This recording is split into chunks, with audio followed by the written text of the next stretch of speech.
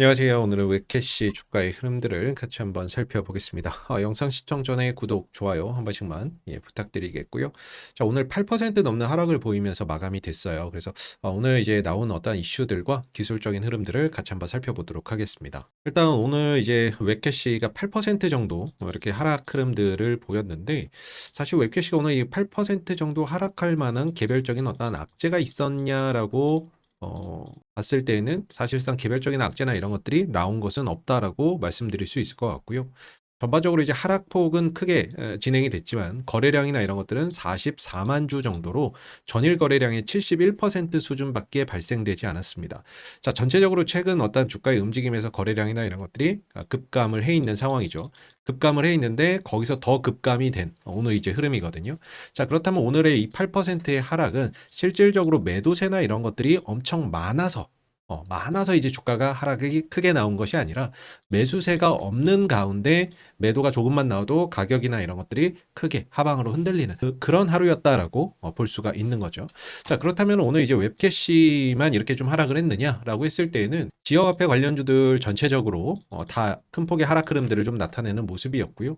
지역화폐뿐만 아니라 세종시 관련, 개헌 관련주들도 오늘 큰 폭의 하락 흐름들을 보였습니다. 또 창투사 관련, 대선 공약 관련 어떤 수혜 종목들도 오늘 이제 큰 폭의 좀 하락 흐름들을 보였거든요. 그래서 오늘 시장의 특징이 전체적으로 최근 어떤 공약주들, 대선 정책주들이 크게 좀 하락하는, 공통적으로 하락하는 모습이었다라고 볼 수가 있는데, 주식 시장의 돈은 한정적이에요. 그래서 대체적으로 움직이는 돈이 한정적이다 보니까 시장의 모든 종목들이 다 잘 갈 수는 없습니다. 그래서 오늘 같은 경우는 지수가 많이 올라갔는데요. 오늘 이제 코스피가 1.5%, 코스닥이 1.39% 상승을 했는데 오늘 시장을 주도했던 건 대형주입니다. 오늘 이제 어떤 시장의 수급이나 이런 것들이 대형주 쪽으로 쏠리면서 그동안에 이제 대형주가 못 움직이고 있을 때 잘 움직였던 어떤 공약주나 정책주들 이런 종목들이 오늘 다 이제 하락하는 그런 이제 모습을 보인 거죠. 그동안에 어떤 공약주에 쏠렸던 수급들이 오늘 하루 이 대형주 쪽으로 넘어가게 되면서 그동안 공약이나 정책주들이 오늘 큰 폭의 하락 흐름들을 보이는 하루였다라고 볼 수가 있습니다.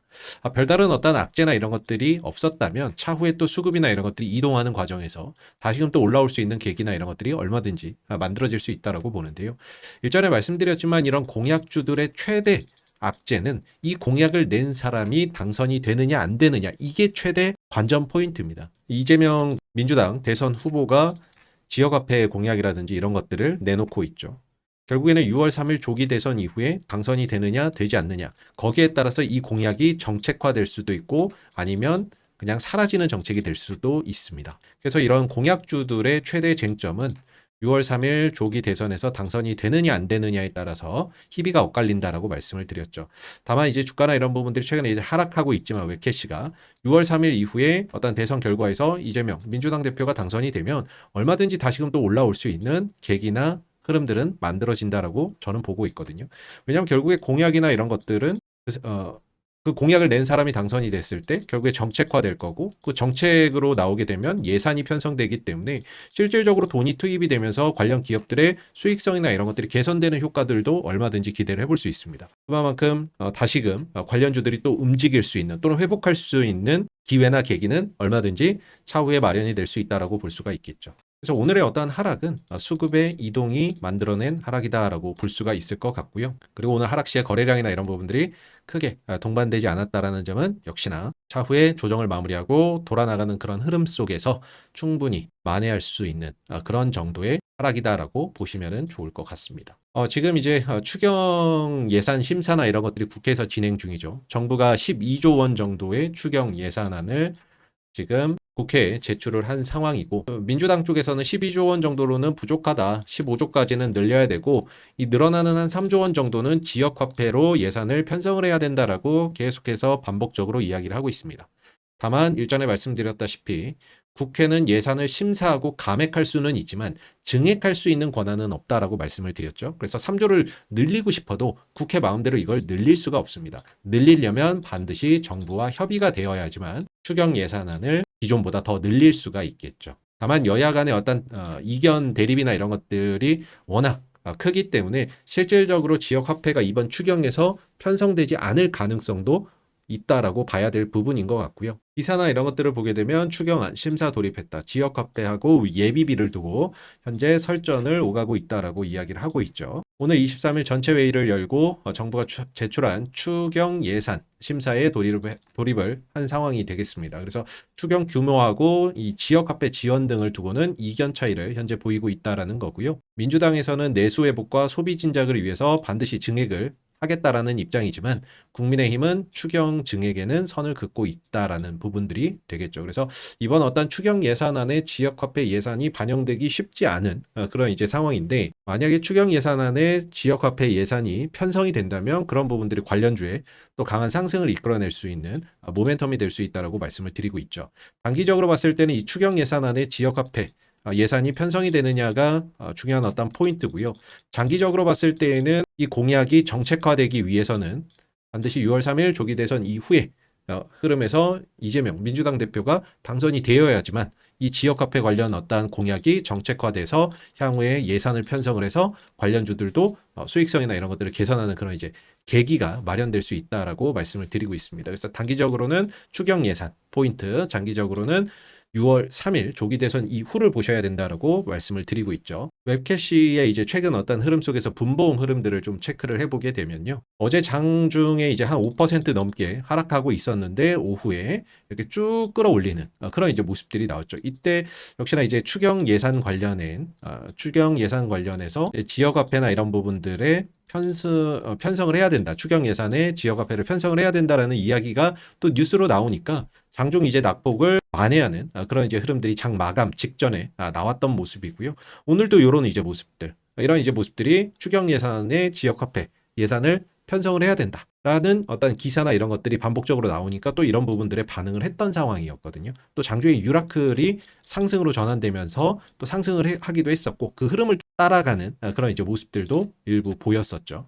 다만 이제 어떤 방향성을 돌리기까지는 어떤 이제 매수세나 이런 것들이 약했다라고 볼 수가 있겠고, 테마의 특성상 대장주가 있고 2등주가 있고 3등주가 있는데 대장으로 치고 갔다면 모르겠지만은 웹캐시가 거의 후발주자로서 따라가는 역할이었기 때문에 실질적으로 매수세나 이런 것들이 강하지도 않았고 흐름을 돌릴 정도의 어떤 강력한 움직임을 보여주지도 못했던 그런 좀 상황이 아니었나라고 볼 수 있습니다. 기술적인 흐름상 현재 주가는 고점과 저점이 꾸준히 낮아지고 있어서 사실 좀 힘든 영역에 있다라고 말씀을 드릴 수밖에는 없고요. 다만 다행인 거는 이 조정 국면에서 거래량이나 이런 것들이 크게 수반되지 않고 있기 때문에 뭔가 매물출회나 이런 것들이 강하게 나오면서 주가가 하락하는 것은 아니라서 차후에 어느 정도 바닥만 형성되면 충분히 회복이나 이런 것들을 통해서 낙폭을 만회하는 그런 이제 시간도 반드시 좀 찾아올 수 있을 거라고 저는 좀 생각을 하고 있습니다. 자, 그렇다면 이제 이 하락이 어디서 멈출 것인가에 대한 부분들도 우리가 계속 고민을 해봐야 되는데, 개인적으로는 가격 지지선은 현재 1차, 2차 두 가지 정도의 지지선이 있다라고 보는데 1차 지지선은 1,500원 정도의 구간이 될 것 같습니다. 그래서 이전에 어떤 이제 2차 상승을 보일 때 강한 저항 라인이었던 이 1,500원 구간이 현재로서는 강력한 1차 지지선이라고 보고 있고요. 최근에 이제 급락 이후에 반등을 보일 때에도 이 1,500원 구간대에서 기술적인 반등을 만들어내는 모습들이 있었습니다. 자, 그래서 이제 1,500원대 구간에는 현재 61선, 이평선도 같이 맞물리는 구간이기 때문에 1차 1,500원 정도의 지지 여부를 잘 체크를 해보시고, 자, 만약에 이제 주가나 이런 부분들이 추가적으로 더 빠져버리게 된다면 역시나 이제 9,000원 구간에서 2차 지지 반등을 한번 기대를 해볼 수 있을 겁니다. 그래서 이전에 이 박스권을 그릴 때 하단 구간이고 주봉상 흐름에서는 9,000원대 60선의 어떤 지지도 또 기대를 해볼 수 있는 부분이기 때문에 결과적으로 지금 이 1,500원대 구간 주봉상으로 보면 20선이 맞물리는 1,500원에서 지지를 받을 것이냐, 아니면 60선이 맞물리는 9,000원대에서 지지를 받을 것이냐, 이 부분들을 좀 확인하는 과정이 필요하다라고 말씀을 좀 드리고 있죠. 어느 정도 이제 가격 조정이 마무리되고 더 이상 빠지지 않는 하방 경직성을 보여줄 때 그때가 어느 정도 우리가 이제 바닥이다라고 볼 수가 있을 겁니다. 그리고 보통 바닥 국면에서는 이 캔들이 단봉들이 많이 출현이 됩니다. 단봉. 위아래로 변동성이 적고 매도도 매수도 없는 어떤 그런 이제 움직임 속에서 캔들의 길이가 굉장히 짧아지는 이런 단봉들이 많이 나오거든요. 다만 이제 현재 같은 경우에는 아직까지는 캔들의 길이나 이런 것들이 상대적으로 변동성이 좀 큰 모습을 보여주고 있기 때문에 재차 이제 1,500원에서 지지를 받고 단봉들이 출현이 되는지, 그러면서 이 하락 추세에서 벗어나는지를 꼭 잘 살펴보시고 보시고요. 추가 조정 시에는 9,000원대에서 어느 정도 하락 마무리하고 방향 전환을 통해서 이 하락 추세에서 벗어나는지를 꼭 보신 다음에 그 다음에 어떤 포지션이나 이런 것들을 잡아 가시는 게 맞지 않을까라고 생각이 듭니다. 사실 이 고점과 저점이 낮아지는 이 하락 추세 영역에서는요, 굉장히 힘들 수밖에 없습니다. 어느 정도 가격 조정이 마무리되기 전까지는 굉장히 좀 힘들 수밖에 없는 영역인데 이 흐름을 좀 벗어나고 난 이후에는 주가가 상승 탄력이나 이런 것들을 강하게 또 만들어주는 그런 이제 흐름들도 자주 또 연출이 되기 때문에 그런 이제 흐름들을 차후에 기대를 해볼 수 있겠지만 그 전에 일단 바닥을 찾고 하방 경직성을 보이면서 이 하락 추세에서 벗어나는 게 우선되어야 된다라고 볼 수가 있겠죠. 오늘 수급 동향에서는 이제 개인들만 또 역시나 이제 매수를 보였고 외국인들 매도, 뭐 투신, 은행, 뭐 연기금, 사모펀드 뭐 이런 데서는 특별하게 움직임이 없었는데 일전에 말씀드렸지만 이 웹캐시를 움직이는 어떤 주체는 외국인도 아니고 투신이나 연기금도 아니고 사모펀드도 아니라고 생각을 합니다. 보통 이제 개인의 어떤 수급에 의해서 상승과 하락 이런 부분들이 반복이 되고 있는데 이 개인에는 일반적인 우리 같은 개인 투자자들도 있겠지만 세력이라고 하는 어떤 이들의 수급도 포함이 되어 있을 거라고 저는 생각을 하고 있고요. 세력은 올리면서도 매집을 하지만 떨어뜨리면서도 매집을 하고 횡보를 하면서도 매집을 합니다. 그래서 이 상승과 하락 횡보 과정에서 개인들의 어떤 물량을 받아내고 그 다음에 또 상승이나 이런 것들을 가져가는 특성이 있기 때문에 현재도 어떤 그런 과정의 일환으로 좀 보면 적당하지 않을까라고 개인적으로는 생각을 하고 있습니다. 그래서 우선적으로 바닥을 어디서 좀 확인을 하는지 그 부분들을 우선적으로 좀 체크를 해보시면 좋을 것 같고요. 자, 그리고 이제 저희가 제도권 투자자문사인 보넥스트 투자자문하고 이번에 제휴를 맺게 되면서 이 보넥스트 투자자문에서 운영하고 있는 무료 공부방을 하나 소개를 해드리려고 하는데요. 자, 이렇게 이제 카톡으로 운영이 되는 공부방이 되겠습니다. 그래서 오늘 4월 23일 수요일 진행 상황을 보게 되면 아침 시작하면 전일 미증시에 대한 어떤 뉴스들 공유를 해드리고 시황에 대한 부분들도 글로 이렇게 쭉 요약을 해드립니다. 그리고 장중 어떤 이슈가 될 만한 뉴스들도 요약해서 올려드리고 있는데 그러면서 이제 장중에 이제 공략할 수 있는 종목이 있으면 장중 추천주라고 해서 종목명, 매수가, 목표가, 손절가를 다 적어서 올려드리고 있어요. 오늘 이제 9시 5분에는 에코바이오라는 종목을 매수가 4,800원 이하에서 제시를 해드렸는데 바로 이 지점이 되겠죠. 오늘 4월 23일 9시 5분 에코바이오 4,800원 이하 이 구간에서 장중 추천주로 공략을 할 수 있다라고 올려드렸고 10시 30분 이후에 급등을 하게 되면서 최대 5,800원까지 상승을 했습니다. 약 20%가량 상승 파동들을 만들어내면서 수익 실현할 수 있는 어떤 기회를 만들어주는 모습들이 있었고요. 이렇게 여러분들이 이제 공략할 수 있는 장중 공략주, 종가 베팅주, 그리고 시초가 공략주 이런 것들을 다 매수가, 목표가, 손절가 적어서 무료 공부방에 올려드리고 있습니다. 그리고 매주, 매월, 매일 매매 결산이나 이런 것들을 통해서 결산 내용도 투명하게 공개가 되고 있고요.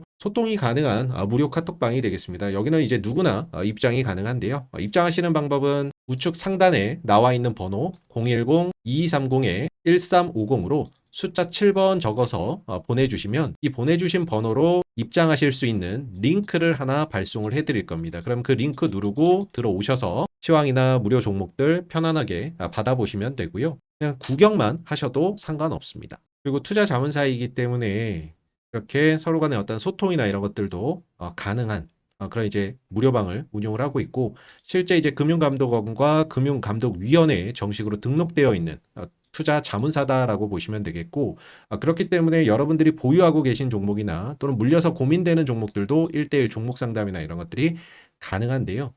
여러분들이 이제 종목에 대한 어떤 현재 상황이라든지 그 종목이 가지고 있는 재료라든지 대응 전략에 대한 부분들을 조언을 받아보실 수 있습니다. 그 조언을 받아보시고 뭐 여러분들이 결정이나 이런 것들을 하시는 건데요.